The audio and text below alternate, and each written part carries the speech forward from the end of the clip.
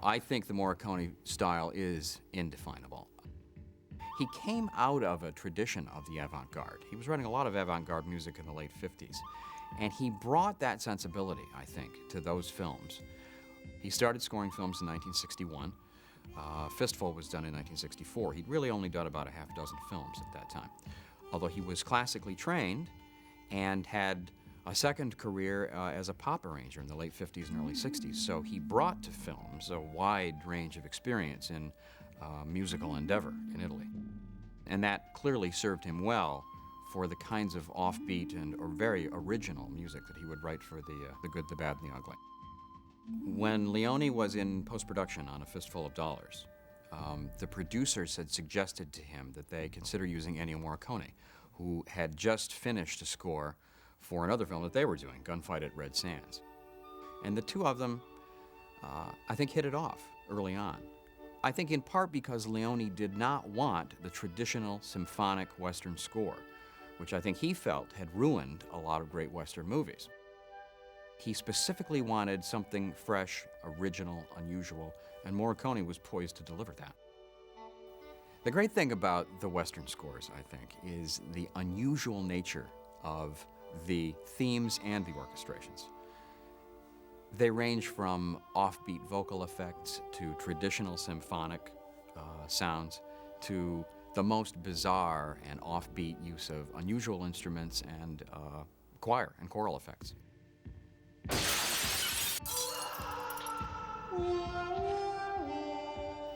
In fact, the main theme that became kind of a hit out of The Good, the Bad, and the Ugly has a kind of coyote howl in it. Morricone has talked about it on a handful of occasions, and in fact, the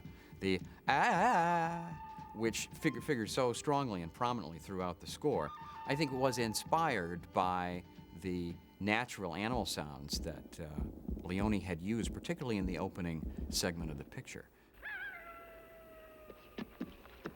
But it was one facet of an overall tapestry that made the score for The Good, the Bad, the Ugly one of the most original and unusual of the 60s.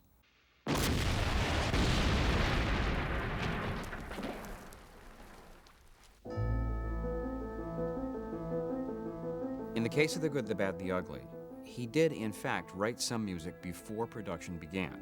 That was not the case on Fistful of Dollars when he came in late during post-production, or on For a Few Dollars More, although there was some talk about music before the film. I don't believe that he actually wrote much, if anything, for A Few Dollars More before production began.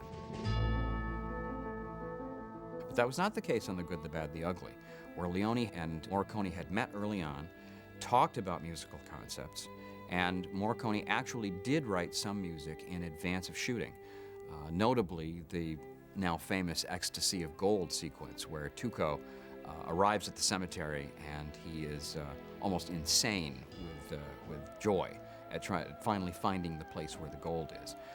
I think it's very clear that Leone had music in mind and may in fact have been playing Morricone's early demo version of that score on the set and had that in mind as he was shooting. Try to imagine that sequence without that score. That score propels you through that entire sequence.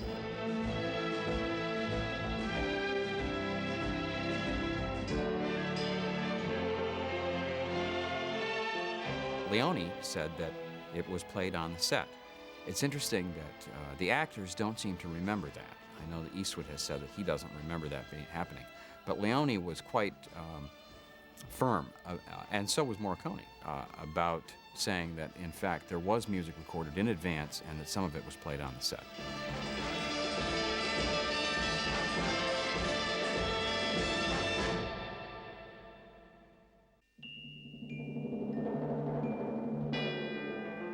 The same is true for the sequence that follows, as the trio sort of face off in the cemetery and the ultimate shootout takes place. I think that Leone had planned those sequences in advance with music in mind. I think it's hard to say now, some years later, how specifically he shot them to musical ideas.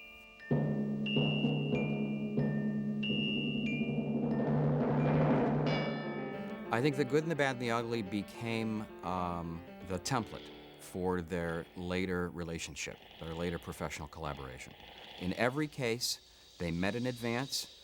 Morricone had read the script, they sat down and discussed musical ideas, and virtually all major themes were composed with Leone's approval prior to shooting.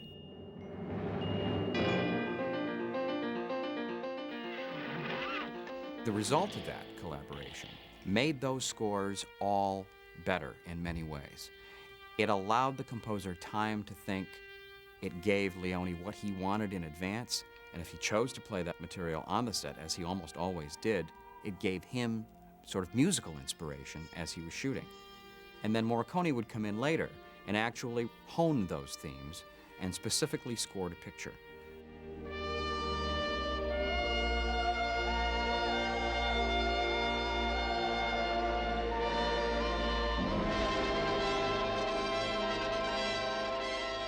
I think that Leone thought on an operatic basis. I suspect that he was a larger-than-life figure himself, and I think he brought that sensibility to all of his films. It's Morricone's music that helps to lift them into that operatic vein.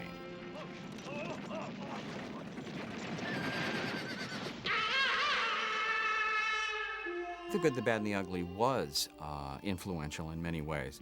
Some composers actually tried to sort of rip off the concepts, the unusual orchestration, the vocal effects, that sort of thing. And certainly I think it opened the door for some composers to think on a broader scale, to think outside of the traditional symphonic writing. But at the end of the day, really only Morricone could pull off that kind of unusual combination of musical effects. Although other composers tried to imitate and emulate some things that Morricone did, really it was his style, and I think it was hard for anybody else to really pull off.